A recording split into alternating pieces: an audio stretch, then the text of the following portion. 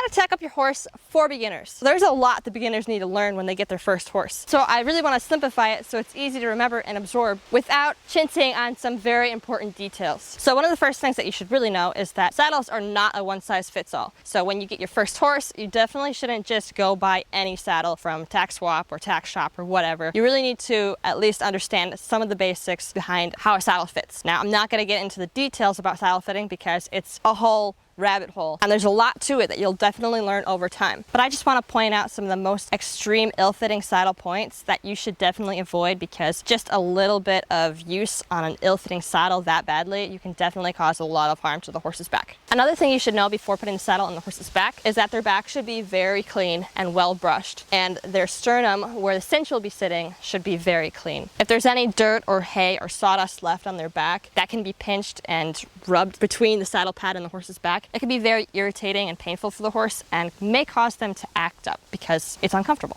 I also like to make sure that my horse can be tacked up without being tied before tying them while tacking up. This is because if the horse is very uncomfortable with being tacked up and then they go to try to move their feet or pull away and then they realize that they can't move, it makes them panic more and causes the situation to get worse quickly. So you want to make sure that your horse can be tacked up without being tied and not freak out. Then it'll be much safer to tie them while you tack up. So obviously we're going to start with our saddle pad. This saddle pad has a wither relief, which means it has a cutout for the wither. So it's not going to pinch the horse's wither. And this is really helpful because when you put the saddle pad on your horse's back, it's easy to know where it's supposed to line up because the wither relief cutout goes right above the withers. But when we first put this on, we want to put it above where it's going to be sitting. So above the withers a bit more. And I'll explain this in a second. So now obviously is when the saddle comes in. When you're getting this over the horse's back, you want to be aware of the stirrup.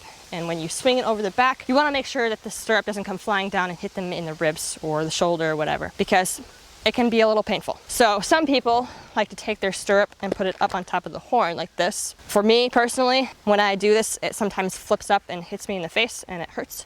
So I don't personally like doing that method. So I just like to make sure that I can swing it on the horse's back in a way that doesn't let it slam. So I pick up the saddle nice and high and I get that stirrup up over first so that it can slide down on the other side of the horse without bumping it. Obviously now you're going to want to walk around to the other side of the horse and make sure that all your straps and things are falling down in the right spot.